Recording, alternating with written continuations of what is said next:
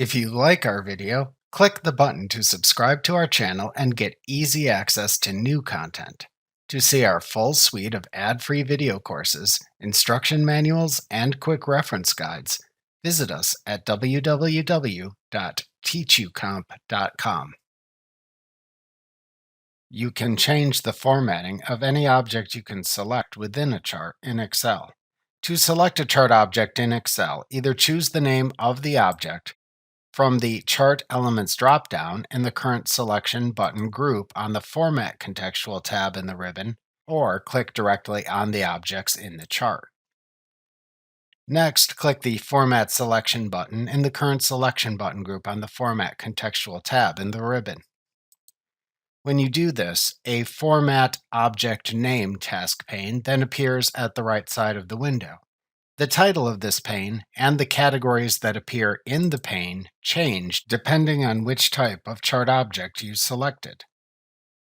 Click a category icon in the task pane to see its formatting options then appear at the bottom of the task pane.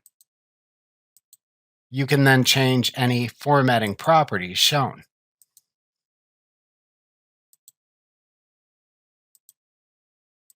Note that the changes you make in this task pane are applied to the selected chart object as soon as you make them. When you finish making your formatting changes, click the X button in the upper right corner of the task pane to close it. If you apply a chart style in Excel, you can reset the chart's formatting back to its default style to remove any custom formatting you have applied.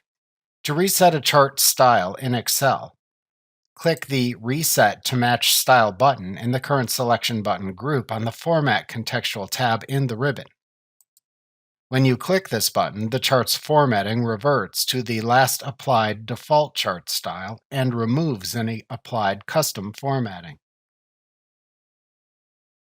Remember to click the subscribe button to see more of our videos. See our full suite of courses, instruction manuals, and quick reference guides at www.teachucomp.com.